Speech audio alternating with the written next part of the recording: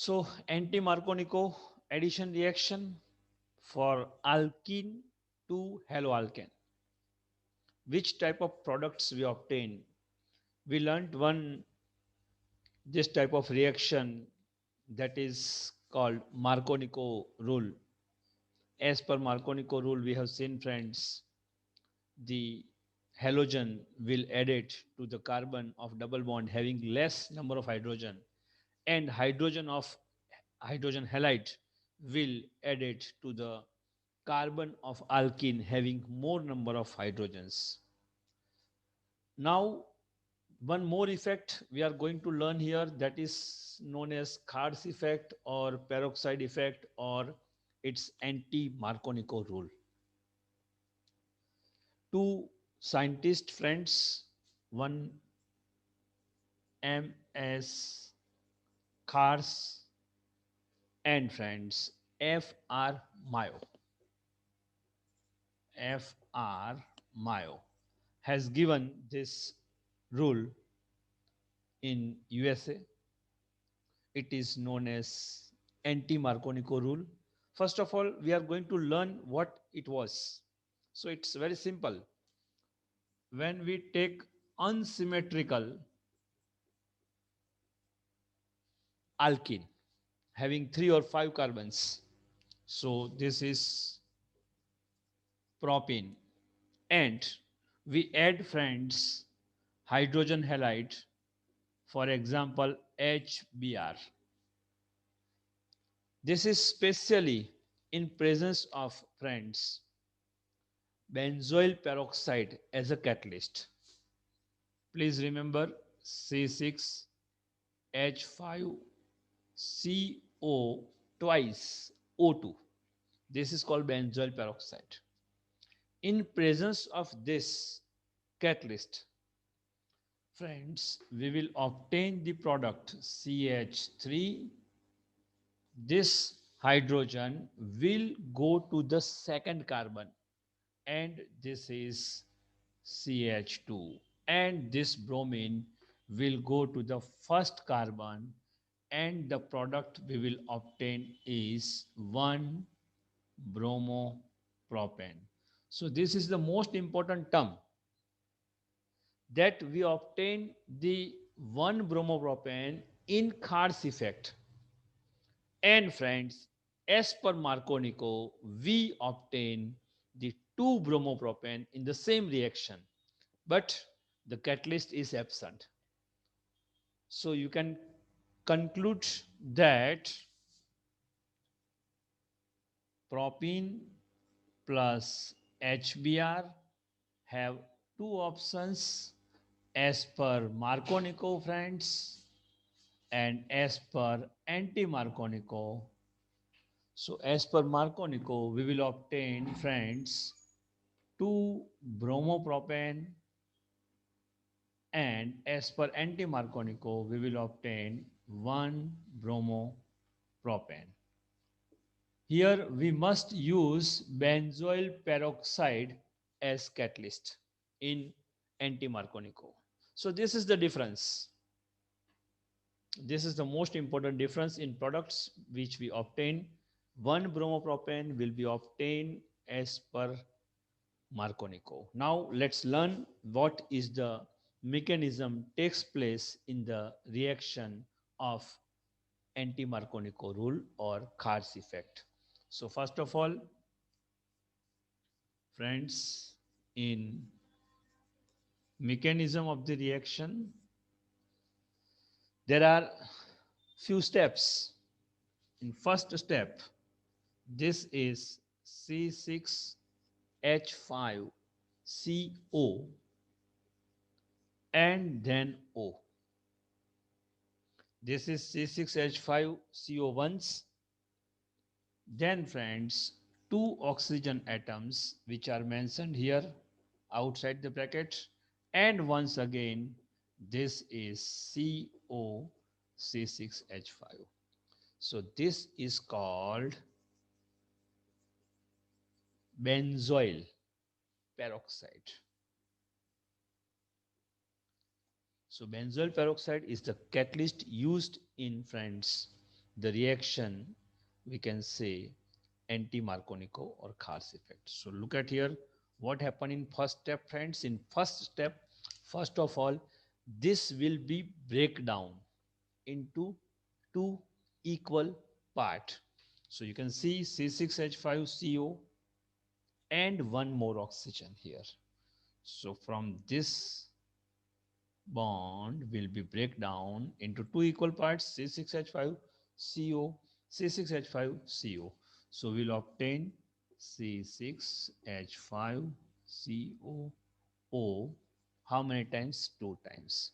Now this is the last oxygen having total 6 electrons. Out of 6 electron, here 5 electrons are mentioned and the sixth electron is attached with the carbon. But friends, this is unstable because oxygen's valency is not fulfilled here. This oxygen has two valency fulfilled, but this oxygen's valency is just one, and that's why it is unstable. That's why, friends, it will rearrange, or we can say react once more, and will break once again from this part. So friends, we will obtain 2 times C6H5. It is, friends, free radical, and this carbon dioxide 2 times will be removed. So this is, friends, phenyl free radical. This is we obtain at the end of reaction, that is called phenyl free radical or benzene free radical also you can say. So phenyl free radical is obtained at the end of step 1. You can see benzoyl peroxide is divided into two equal parts. This is unstable, that's why one more reaction in which carbon dioxide, this is CO2, 2 times obtained, friends.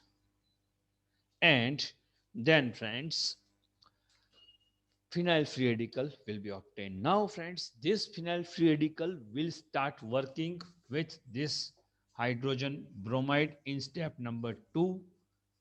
This is phenyl free radical reacting with, friends, hydrogen bromide or hydrogen halide, right? This reaction is here homolysis reaction. Homolysis. What is homolysis? In homolysis reaction, friends, hydrogen and bromine will be breakdown, and hydrogen will go to the phenyl free radical to form a compound molecule of benzene, and friends, Br will be the free radical. This free radical part is now transferred to bromide free radical.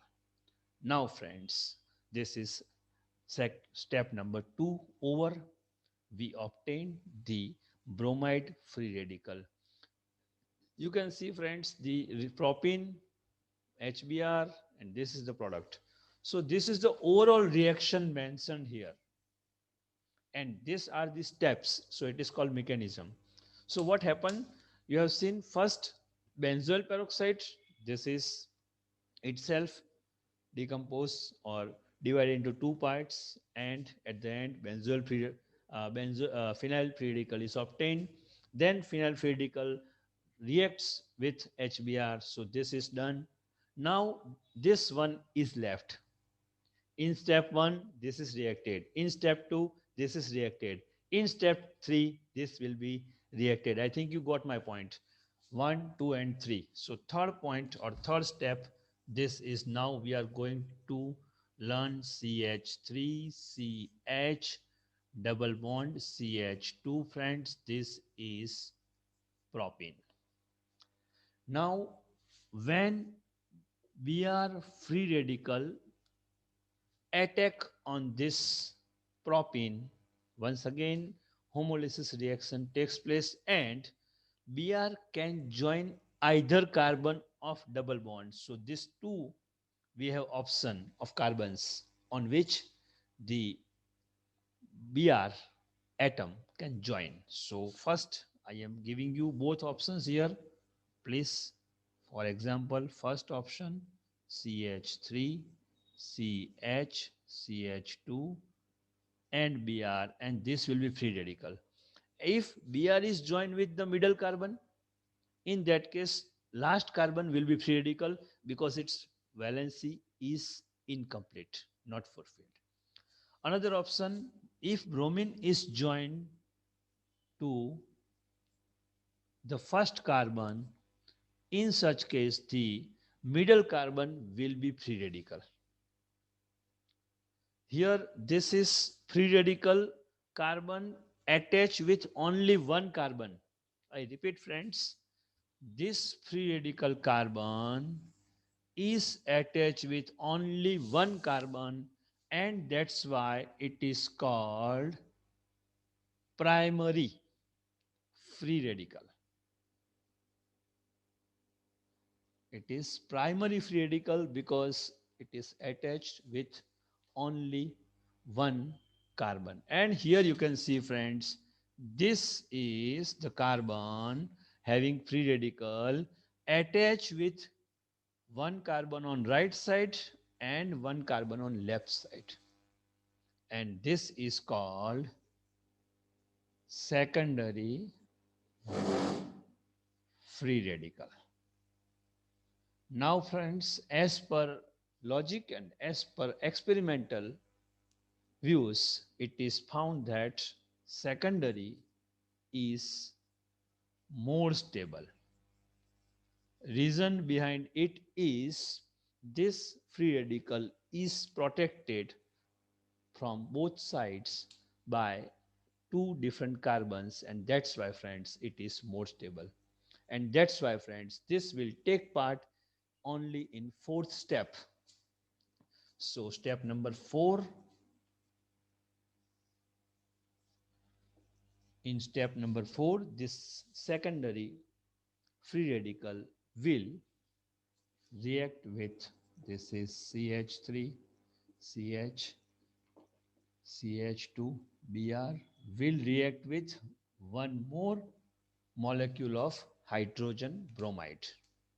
And friends, this hydrogen now will join to here CH3, CH2, CH2Br, and this Br will be free radical.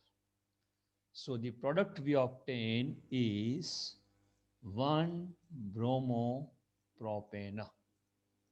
This Br free radical, friends, further react with the another one, and friends, the another product may obtain as per the rule. But look at here carefully. This is the 1-bromopropane product we obtain is the most important term. This is a major product we obtain.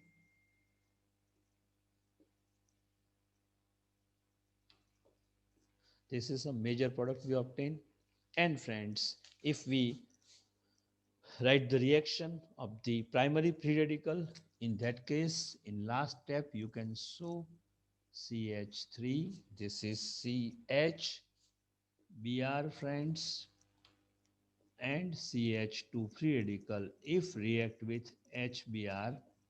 In that case, friends, once again, this hydrogen will added here, CH3, CHBr, and this is CH3, Br free radical, this is 2-bromopropane, and this is minor product. This is obtained in very less amount, and that's why it is called, friends, the minor one. So overall, once again, look at here carefully. This is anti-Markovnikov rule or anti-Markovnikov effect addition reaction, or it is also known as peroxide effect or Kars effect, because it was introduced by MS Kars and FR Mayo. Right, friends? What was the reaction? Overall reaction is that when unsymmetrical alkene is reacted with hydrogen halide in presence of benzoyl peroxide as a catalyst, we obtain the product 1-bromopropane. So halogen is attached with the first carbon and the product is obtained 1-bromopropane. And friends, it is completely opposite from the Marconico rule. Marconico rule says that we obtain 2-bromopropane, but Kars effect says that we obtain the 1-bromopropane product. So difference between Marconico and anti-Marconico or Marconico and Kars is product obtained either 1 bromo or 2 bromo. Okay.